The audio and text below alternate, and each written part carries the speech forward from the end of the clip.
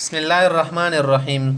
سبق نمبر 34 مختصر القدوری صفحه نمبر 35 کې باب سجود السهو ده. حضرت مصنف رحمت الله علیه د سهو متعلق کمی مسلې د ما تخی سجده السهو معنا هغه دوی سجدي وبسل چې سړی نه په منځ کې هیر وشي غفلت وشي هغه د تلفي او تدارک د پاره په آخر کې سجده سوي کول شي ماغه تل سجده سوا مختی چې سجود السهو واجب فی الزیادة والنقصان بعد السلام ایمونگ مذهب مطابق دا مسله ده چې منځ کې د ناکامای وشي لکه مثلا په وترو کې دی دعای قنوت ونه اله ناکامای د نوشیا دی زیاتای وکړلو دعا ور دی ویل په منځ کې یا د همدا شی ته بل شو وکړلو زیات شای دی وکړلو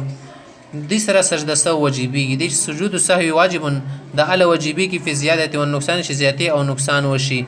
بعد السلام خدا سلام نه بعد وکول بو ته سلام وړي خي طرف داغه نه بعد دوی سجدي وکي يسجد السجدتين دوی سجدي وکي عبد الرسول پر بدی منز ویل یا لبدا توي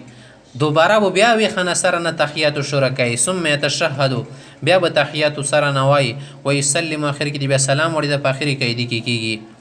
مختی چې کله د اشیان واجبېږي ويلزم سجود السهو سجده سو پیاله لازمیږي اذا زاد فی صلاته فعلا من جنسها چې په منځ کې یو کار وکي زیاتی وی خو د منځ ولا شای خو لیس منها اوس د ټیم کې د منځ نه جوړیږي ځکه د زیاتونه دا به نه کوي ورکی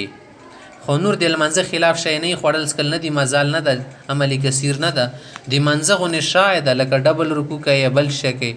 او ترک فعلا مسنون نه مسنون شی پرې دی معنا قاعده دی اولا مراد او ترک قرات فاتحه الكتاب مسنون ویل معنا واجب نه مراد حدیث سره ثابت وي او ترک قرات فاتحه الكتاب یاد الحمد شریف پرې دیوالو داره کی سورات شروع کړهلو دي سره در بنی واجبي غویل قنوت یا قنوت کلمات پرې دیوال اللهم انا نستعينك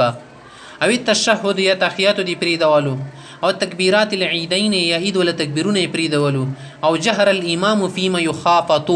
کم ځکه مونږ پټ یې لشل ته کې امام په جک مونږ ویلو مسبخین کې اختش الحمدلله رب العالمین د شته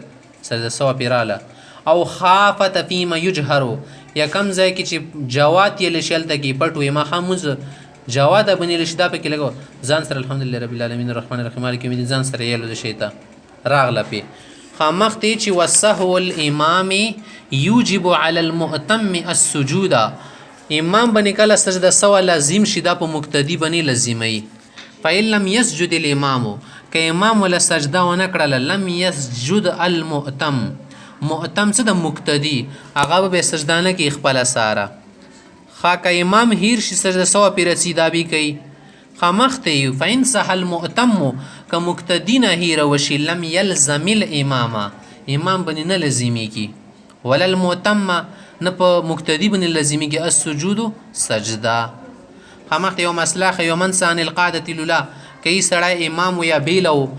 اوله قاعده هیر شوله دویم رکعت کې کینه نستلو پاسې دلو ثم تذکر بیا ولا رشی ماته کې نستل پکار دی خود سیالات کې چو هو اله حال القعود اقرب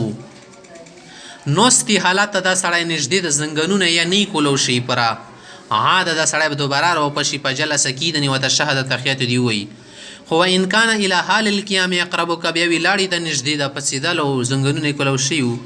لم يعود بیا د مارو پس کیږي وجود للسهو اخر کې به شو کې سجده سو وبسي